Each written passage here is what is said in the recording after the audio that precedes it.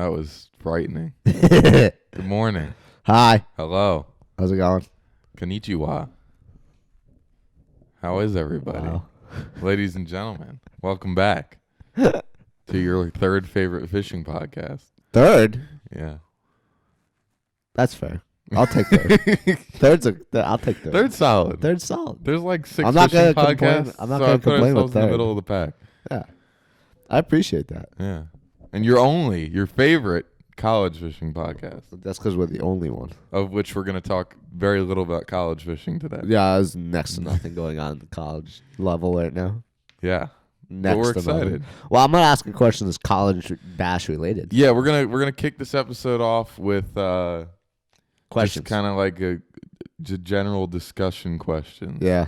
General discussion questions. Yeah, about general.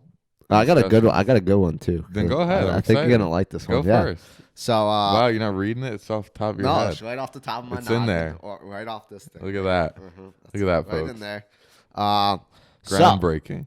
So, let's talk college tournament Let's fishing. talk. And College tournament fishing. I'm focusing on college, specifically college bass, because we're looking at like 250 boats. Focusing on college bass, Yeah, 200, 250 boat tournament. It's Okay. a big tournament. not small tournaments. No, not small tournaments, because that relegates this question to pretty much useless. Relegate is a big word. Thank you. I really appreciate that. You're on fire today with the compliments. Yeah. So you're fishing That's a what I do. tournament. I am. You're not fishing yet. You're getting Not ready to fish a tournament. In practice, you got a spot. Yeah, you're sitting there in idle, waiting for blast off. Okay. You have a spot that's close, and a spot that's really far. Uh-huh. You're mid-pack in the boats. Hold on, I'm about to hit somebody. So you're not like the first 50 boats. You're somewhere in the middle. Mm-hmm. Do you go to the close spot or do you run to the far spot?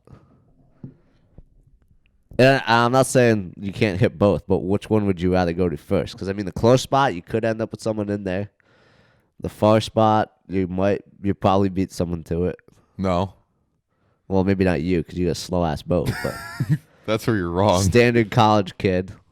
You go far, you go close to start. Say both spots are equally good. It's a tough question to But because it's answer. a big field, there's a good chance that spots are going to be hit,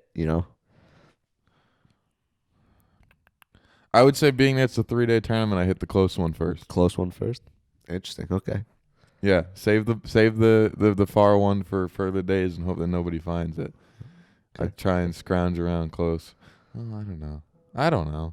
Well, that's why I thought it was a good question. That's a we've very- done both because at Seminole we ran 28 That's a tough miles or something It's to a a tough spot. question to answer because very rarely do you have two equally good spots for I usually when I start a tournament, it depends on the time of year. Like summertime, I always try and have a spot that for the first half hour I can catch a few topwater fish. Always, or shallow fish or just not. I have a morning spot. Yeah. I try to at least. I'll even stay out later to try and find where I can catch them the night before so that I know, that kind of thing. Yeah. So in the event that it's like not a summertime tournament where time of the day doesn't matter as much, well, sometimes it does, but I don't know. I usually just try and hit my best stuff first, or if I don't know. Tournaments are so weird. Like you'll have a tournament like on Lake Norman, you're gonna go to your spots where you can get 5 first, for the most part. Yeah. And then you're going to go looking for a big. Whereas, like, Gunnersville, you might have one patch of grass that you're going to spend the whole day on. Yeah. Or 2 patches of grass that are equally as You good. just run between the two of them. Right. Yeah. I don't know. It's tough. By the way, I'm getting really pumped for Gunnersville. I think that's gonna be a good time. I'm getting pumped for Gunnersville FLW. for different reasons, but Yeah, no, I'm not getting pumped for that reason. that's literally the only reason. By the way, Main channel. main channel, We'll be there. Gunnersville, both the Classic and Classic, not as many of us. the FLW But for the tournament. tournament, there will be a lot of us. And our good buddy George wanted to make sure we shouted them out again because he's a big supporter of Yep. main channel. Trying to get them on the jersey. Yeah. Yeah. So, for the Gunnersville tournament, meet us there. Yeah. Just type it in your phone. You'll find it. Yep, main channel. Yep. We're across the street too. Yeah. Guess you want to sneak into our rooms and find us. Yeah. But yeah, I thought that was a good question. You know. Yeah. I don't really know what the right answer. I don't think What's there your is a right answer? answer for it. What's your answer? Well, I go just based on. I think I would probably base it on where I feel there are other good spots. Okay. Better area. Yeah. Okay. I was thinking about Hartwell. Like Hartwell, I choose to run close, but I mean, there's other tournaments where I've run like really, really far to a spot. So.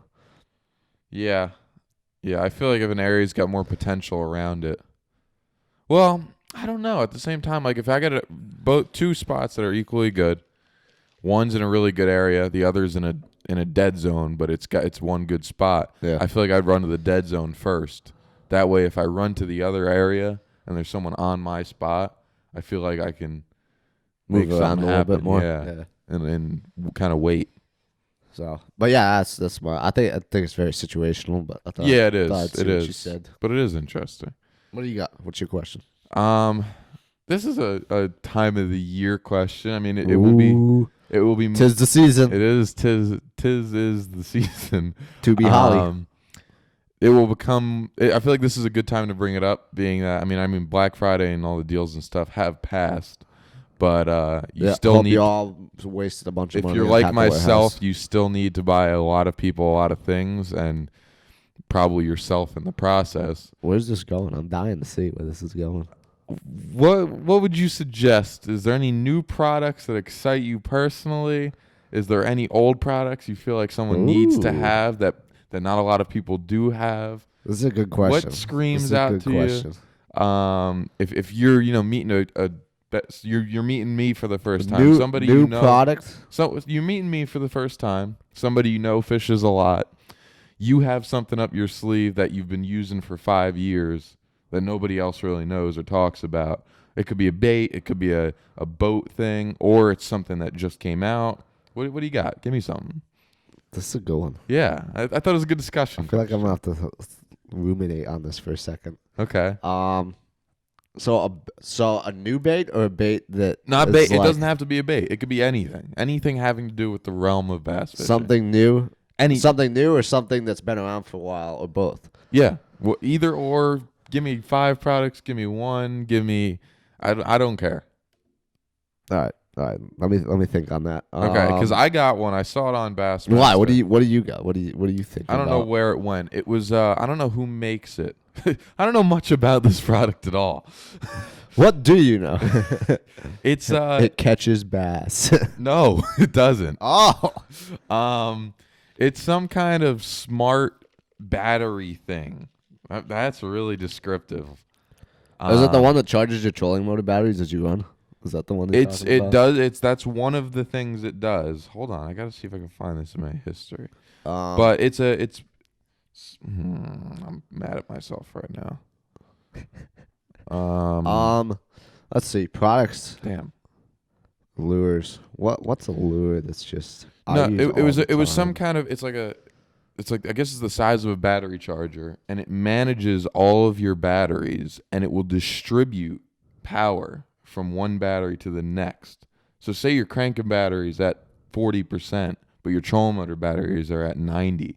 It'll transfer power to the cranking battery to keep it alive throughout the day. That sounds fancy. You can go on your phone. It has an app. I really got to pull. I got to find the name for this. You can go on your phone and manage the power from your phone. I didn't know such a thing existed. Yeah, it seems really, really neat. See, that's a good answer. Yeah, I didn't know that was a thing. That was my new product that really jumped out to me. New product. The I new saw it product on one's really Bassmaster. getting me. I'm trying to think of a new. If somebody knows product the I name really of this like. comment, and if I can't figure it out, I'm gonna really try and figure this out here. But it seemed I thought it was really cool. Here we go. I think I got it. I think it was this article right here. Yeah, here it is. It's the Power Pole Charge Marine Power System. Total battery control. Oh no, it's the JL Marine. I guess maybe that's who makes Power Pole. I don't know. Yeah, I think they make Power Pole. I didn't know that. The world's first AC/DC bidirectional all-in-one battery charger.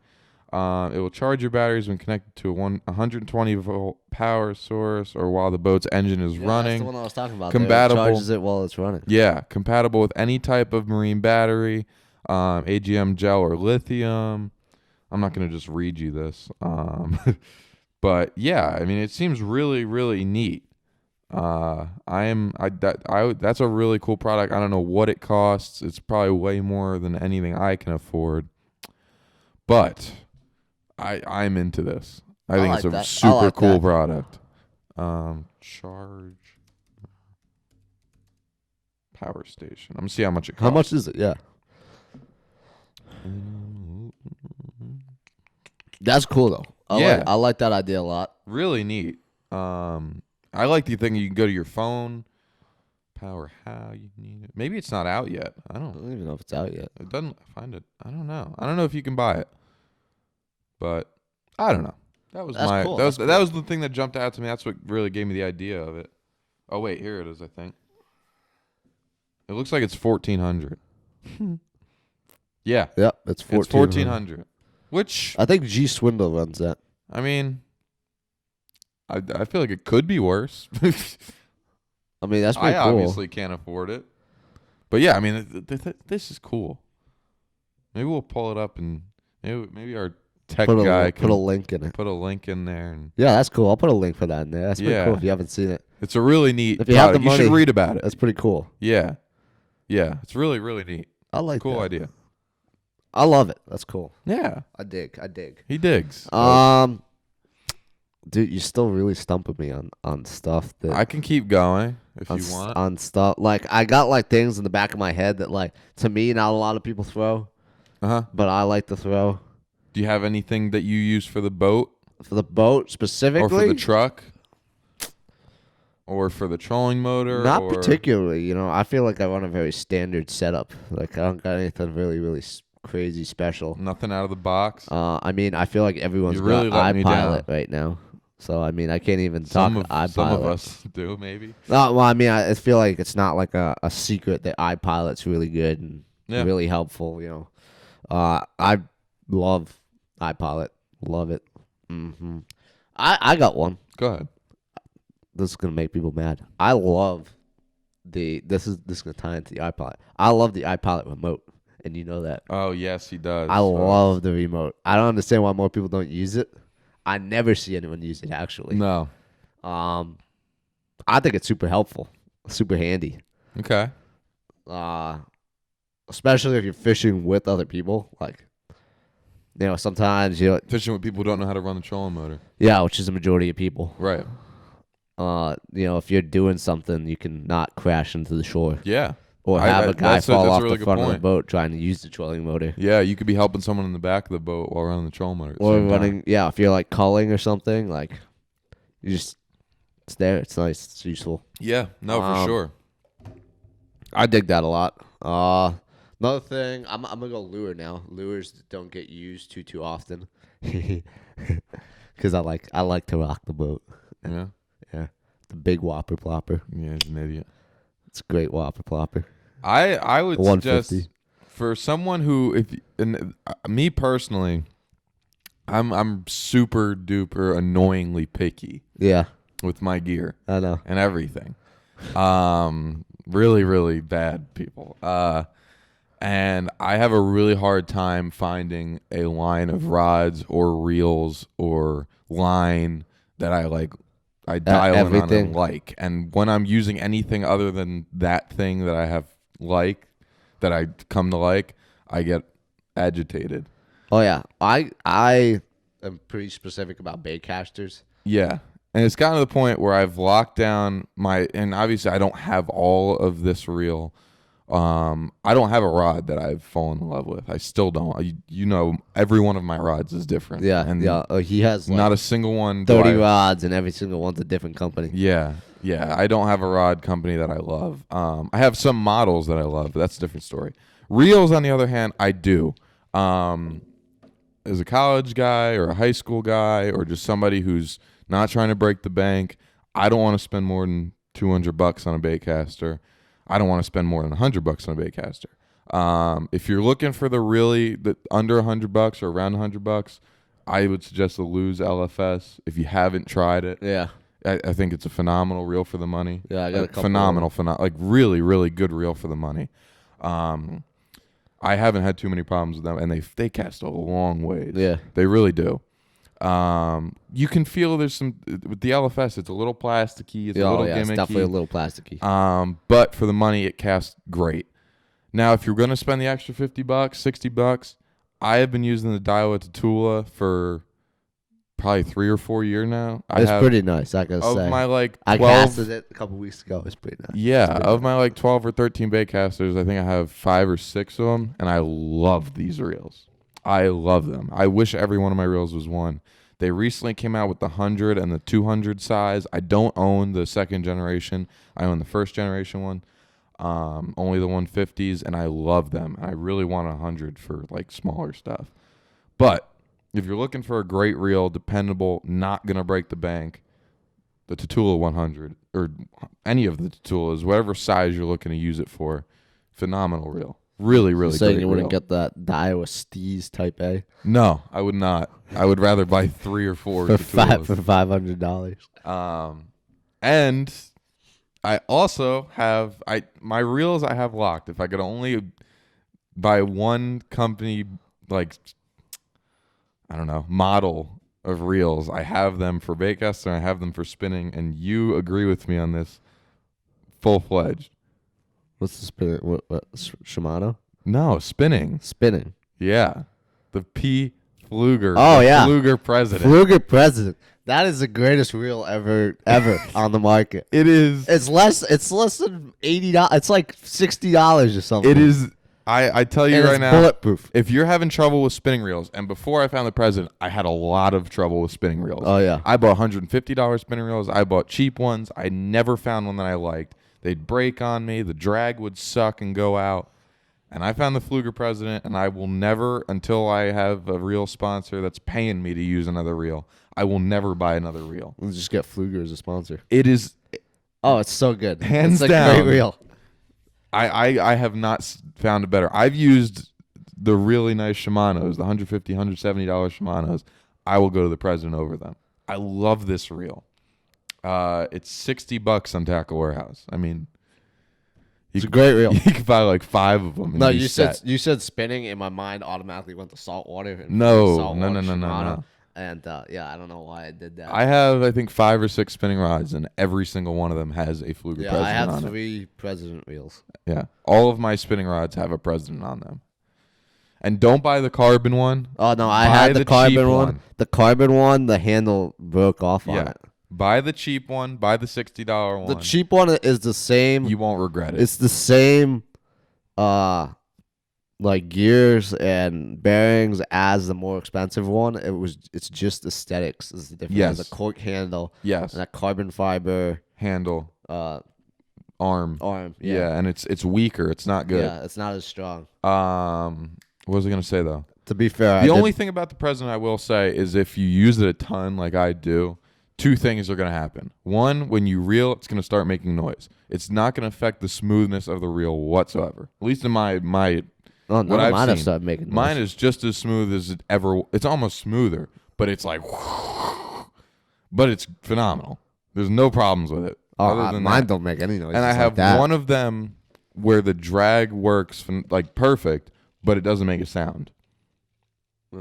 It's a silent drag, but it works perfectly. So that's probably what you're paying for. I don't have a single problem with the reel. I can't say a bad thing. I really can't. Yeah, no, that's a great reel. I have one I've had for like 6 years. That's a good one. Shit, I should have thought of that for my answer. The arm on it. No one uses the reel. I feel like the bail arm reel. is like shakes when I cast it, but like that you can tighten. You close it and it works perfectly fine. There's like this reel is phenomenal, hands down. Best spinning reel ever. That. That's a good one. No questions asked.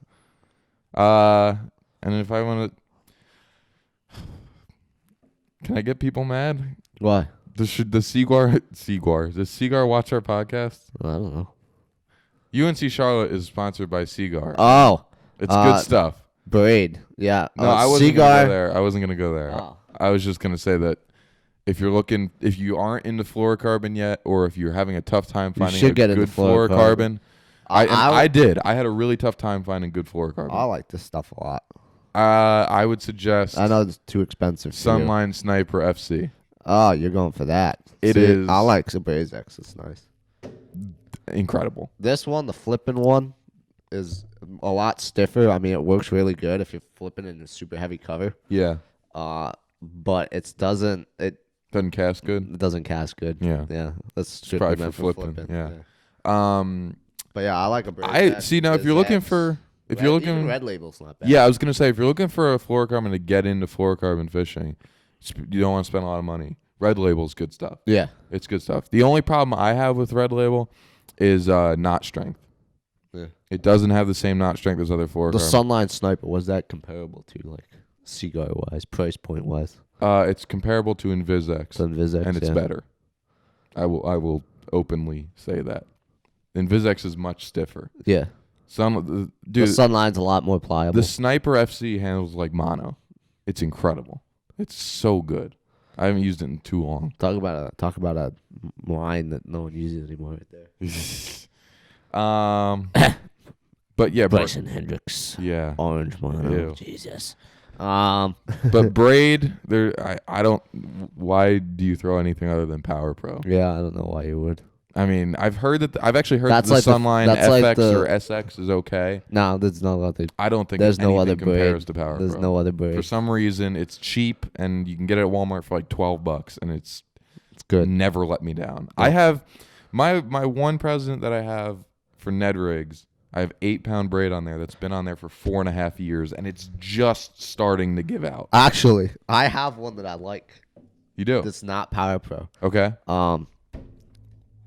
Yozur had a braid. Yozuri braid. Yozuri braid. I put it on. We were at, I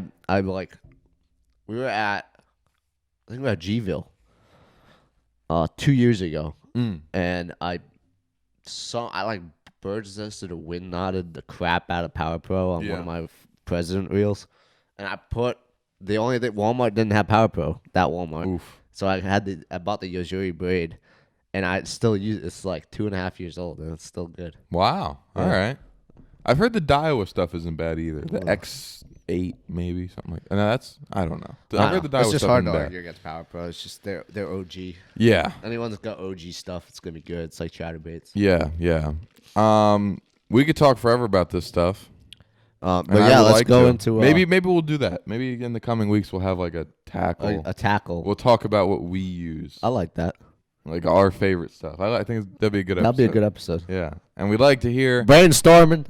any suggestions from you guys. We have to get Christmas lights up because soon it's gonna be Christmas episodes. We're gonna have to pre-record a bunch of stuff. Christmas time is upon us. You're gonna have to forgive us if we miss any news because we're gonna be pre-recording some episodes for Christmas. Yeah. The next after this episode comes out Friday, obviously it's Friday for you. The week after we have our MLF versus everything else episode. It's gonna be a great episode if you love watching people argue. It didn't get too heated. It wasn't as heated as I thought it was gonna be. Yeah, we stayed civil. But it was good. But it was good arguing, debating. You should check that episode out. Next week. That'll come out, and then after that, we're on Christmas break. Yes, I will be in New Jersey. Charlotte, so he's in New Jersey. I'm in everywhere.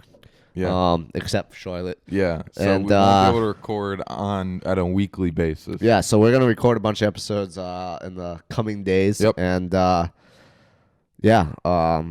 is gonna be cool, but. Yeah, send us some ideas for topics. Yeah, we would love to hear some topic He's gonna ideas. post on his page, and I'm telling him this. He doesn't know this, but he's gonna post on his page asking for comments. And please do. We want to know what we should talk about. Give us a topic. I like it. Yeah, we'll do that. News. But yeah, so news. This is kind of be our last up to date news episode. We're really late on getting to you on this. We had to record our episode for Thanksgiving, way before the week before Thanksgiving, because we both went home for that as well. And there was huge news that came out. I think it was the day before Thanksgiving, and I'm happy. I think you're happy. I'm happy. We were waiting for this. We heard rumors of this. And it happened. And it happened. What are we talking about? I'm sure you already know. You know. You know. You're, at this point, you're just hearing our take on it. G Swindle. Gerald Swindle and Brandon Palaniuk have returning. left the Pro Tour. Bass coming Pro back. Tour. They're coming home. To the greatest series and bass fishing organization on the planet. That's kind of speaking about that MLF versus everything else episode. It's a bummer that didn't come out before. No, it would have been fantastic. That's what I'm saying. Like, if it came out before, you could have used that as arguing points. Oh, I know. That's a bummer. But it is what it is. But yeah, they're coming back. That's awesome. Definitely good for bass. Swindle coming back is big because he's such a big force in the sport. You know, yes. A lot of people are G Swindle fans. Yeah, he's a big name, big personality. That's for sure. And I think it's amazing for the sport. It's amazing for Bassmaster. Palaniuk's gonna go back to being who he is and who he was. And I was gonna say something else, but I don't know now. I can't believe the Bass Pro Tour made them buy out of their contract. But I mean, I'm not like surprised. But if anything doesn't surprise you, stinks. look at Bass Pro Tour made them buy out, which is I don't know. It's kind of crappy. I mean, Bassmaster didn't do that for the 80 guys that left last year.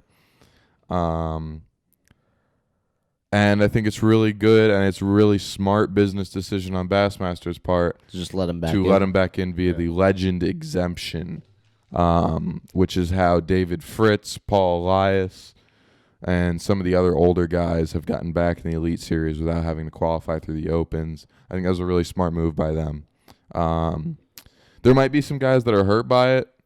You know, some of the younger Elite Series guys who had to really grind through the Opens to get there, and who were hurt by the fact that they left, and now they can just get welcomed back.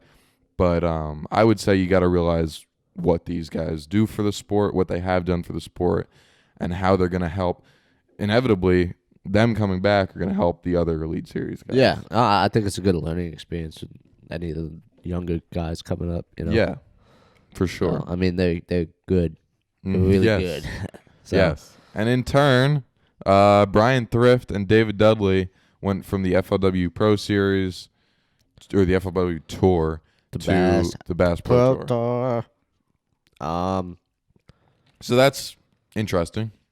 I think it fits Thrift's fishing style really well. I'm upset. I wish Thrift came over to Bassmaster, but I think he would have had to qualify through the Opens because in the same manner that Scott Martin did. Because he doesn't have any of the qualifications for the legend exemption. You need to have an AOY or a classic title to get in, and neither of them guys did. So so I don't know. I wish Thrift would have went and fished the Opens, and I wish we could have seen him on the Bassmaster Elite Series. Maybe one day we will, but I'm not. I am doubtful at this point. I thought this would have been the time. Yeah, I doubt he'll come over.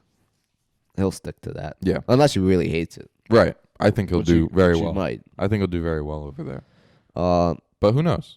I'm surprised that Dudley went over there too, though. Yeah. Both really good fishermen. We're going to be really excited to see how they do, even though I'm not going to watch at all. Other people can let me know.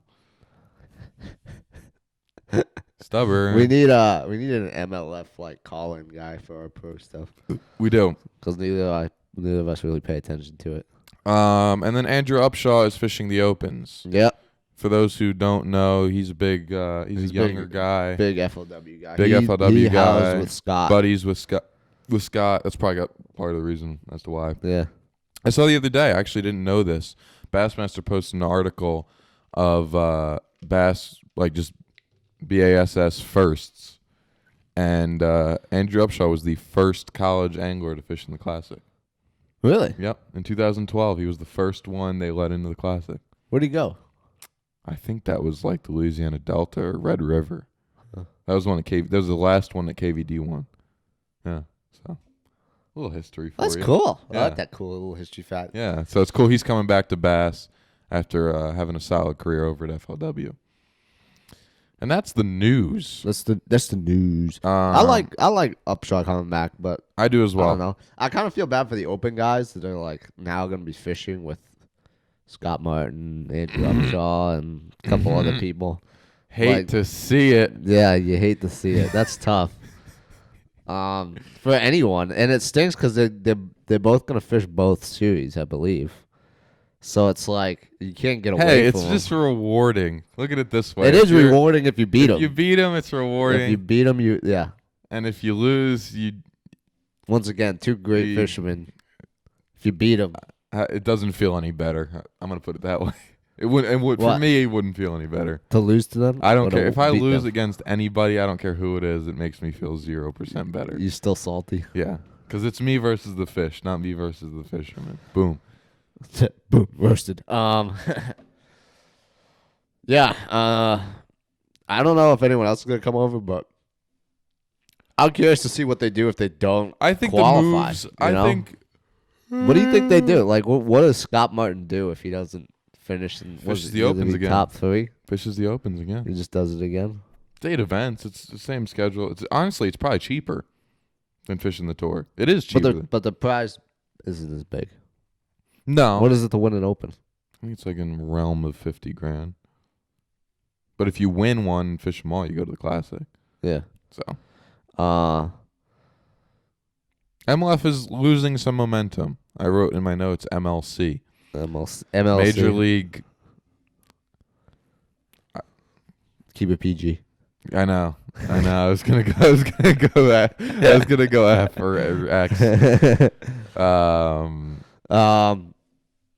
Yeah, I don't know. I definitely after our little episode that you're gonna see next week, I'm hyping this up again. It's a good episode. You should watch. Yeah. Check out our episode that we released on Thanksgiving or Tuesday of last week. What are you talking about? I almost said a bad word. Watch our video of us catching 1 million bass on a lake. Oh, yeah. By the way, I forgot about that. Yeah. If you guys want to see a really cool video, that's probably one of my favorite videos I've ever released on my YouTube channel. Yeah. You got to check out the video that I released before Thanksgiving. I wasn't sure where you were going. I thought you were breaking. No, I thought you were gonna say the MLF episode was before. No, I haven't released it yet. What are you talking about? I almost said a really bad word. I exposed our lake. We went and fished this lake up in New England over the summer.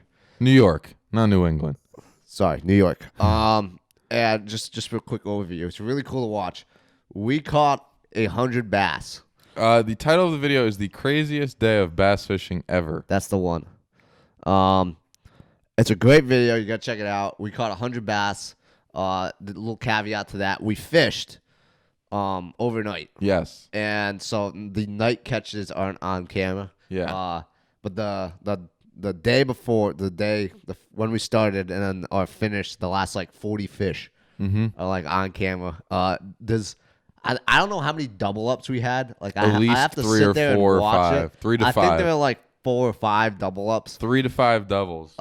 We caught a lot of fish. Yeah, it was a lot of fun. We used a lot of different baits. It's just a crazy video. You gotta check it out. But I was gonna hype up the MLF versus everything else episode when again. When is that coming out? Next week? Next week. Okay.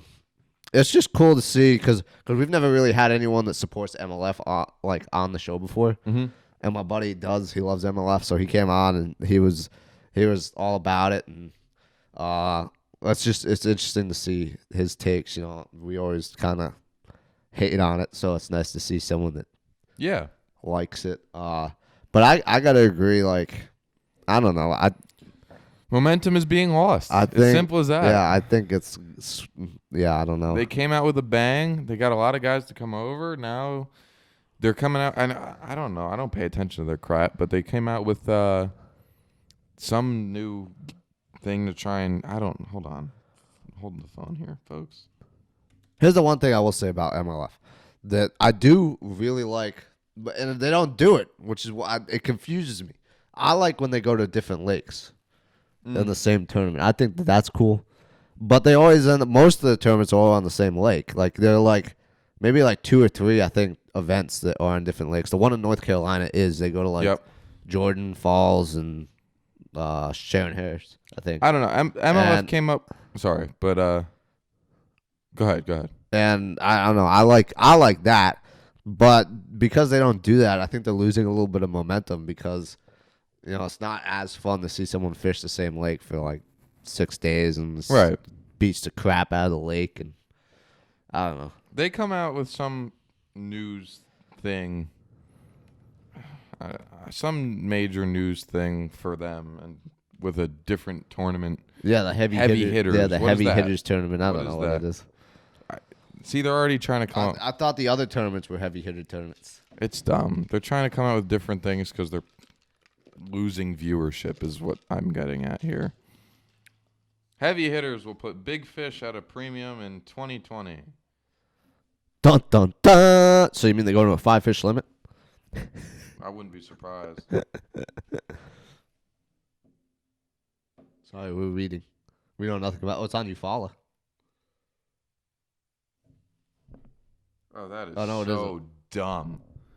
They are adding the sum of an angler's biggest fish weighed at the events on Eufaula, Okeechobee, Fork, Raleigh, and Grand Lake, meaning that a 5-fish qualifying weight for heavy hitters will be a tall order. So it's 5 fish, a single fish from each event. Yeah. That is so dumb. I don't know how I feel about that. It was so dumb. I don't know how I feel about that. That's what I mean. So they're bringing back the 5-fish limit over 5 tournaments. Over 5 tournaments. Correct me if I'm wrong about this, but that's how I'm reading this. No, that's how I'm reading it. That's weird. Whatever. No one cares. This is so stupid.